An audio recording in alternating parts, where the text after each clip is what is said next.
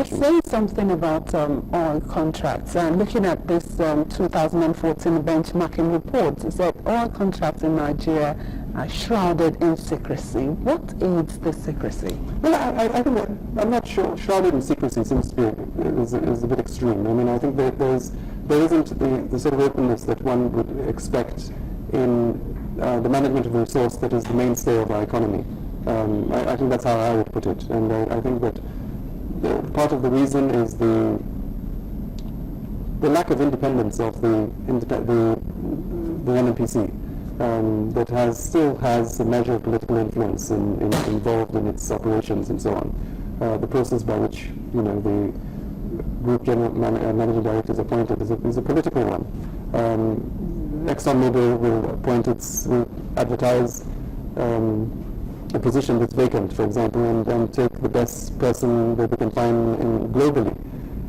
We tend to do it in a less open way, and I think those are some of the issues that we try and highlight. Okay, so if we were to look at the fact that analysts have said consistently over the last few weeks and possibly months that it's going to get worse in the oil sector before it gets better. The price of crude oil is going to go further down for the projection for the next few weeks and possibly months is going to be just the way, more downwards than upwards. If that be the case, this is the mainstay of our economy. What would you be advising the federal government to do to ensure that the sector is cleaned up to a level where the result we get is better than what we've been getting in the years gone by? I'm sure you've heard people say that Nigeria is really a gas province rather than an oil country. In other words, our gas assets are significantly more than oil reserves.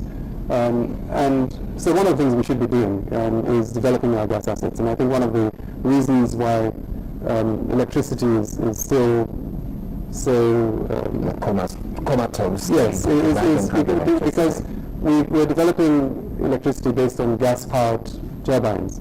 And gas development has suffered. We haven't been able to develop our gas assets. Partly, again, tied to the PIB and fiscal terms, gas terms, and partly to the structure of the industry, where if ExxonMobil, for example, the project costs $1 billion, NNPC has to come up with 60% of that. And if it can't come up with 60% of that, then the project doesn't get done. So the sector needs to be reformed, and this was the whole purpose of the OGLC and the PIB and so on, to reform the sector in order to create alternative funding mechanisms to enable the industry to grow. What is happening is, and what still happens, is that the government budgets a certain amount of money for the sector.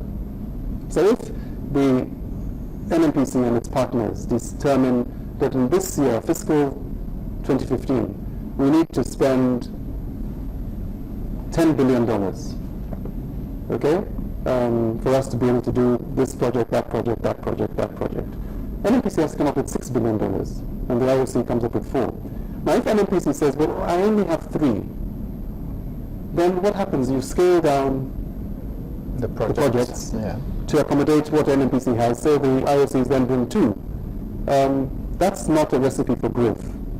And so you have to reform the sector in order to be able to do what you need to do. I mean, it shouldn't be how much money you have in your pocket that determines the projects you do. It should be the projects that determine what you do, and not what you happen to have. So when we look at the issue then, there are allegations of corruption within the NNPC, and that level of corruption, we're talking in billions of dollars. These are allegations, and they're not to be ignored. So when you look at that and you look at where we are, again we come back to where we are now, and then want to project to moving forward. If you're talking $2-3 billion, and we're talking about many lost running into 12, 13, 14 billion, or in some cases $20 billion that was said to have been not declared. You then wonder, is it that we don't have the money, or is it corruption that is making it such that there isn't that fund available to NNPC? Well, I don't, on a personal level, I don't like to comment on allegations. I know the Minister of Finance, Dr. Kunja had instituted a committee to investigate an international auditors to investigate these allegations. I haven't seen the outcome of that report. I would be interested in seeing the outcome of that report before I'd comment on allegations of 12 billion or 10 billion or 20 billion dollars missing. Having said that, I think it's clear that the sector is not as transparent as it should be. I think everyone would admit that, and efforts need to be made urgently to make it so. As far as the dropping oil price is concerned, no surprises really. I mean, shale oil has been a prospect for a long time. For a long time it wasn't viable because of the cost of production. But that's the beauty of technology. Technology has been able to bring the price down, and so it's now viable and it's now competing with our oil. When I was a minister, the United States imported 10% of its oil came from Nigeria. Today, none of it. In a quarter, that could be $2.5 billion in terms of lost revenue to Nigeria. So we have to find other markets for our oil. And I think that that's, of course, going to have an impact on the price. If it's supply and demand, OPEC controls a significant part of the market and therefore impacts the price. But if suddenly the U.S. has become the biggest producer of oil in the world, then that's going to affect the price, obviously. And if they're producing the same sort of oil as we are, then it's going to directly impact us. The immediate solution, obviously, is what you and I would do if our income suddenly diminished, would be to see where can I cut my expenditure so that I can live within my means. And I think that's what I assume is what the Minister of Finance is looking at. And when the Minister of Finance talks about having measures in place depending on what the price is, I assume that that's what she is alluding to. And talking about the United States pulling out of, buying oil from Nigeria, would you also be worried about Asia also, the shrinking demand for gas from Nigeria? Well, I think shale gas, there's also shale gas, so it's not just competition in oil. But I think we have to, and this is again is what the Charter is about. It's about trying to maximize the social and economic benefit of the natural resource to current and future generations, right? Now, to do that, you have to plan. I think one of the unfortunate elements that has put us where we are is that there tends to be short-term planning. We're thinking about just transactional planning rather than long-term industry, looking at the industry in the long term. Where do we want to be and how do we get there?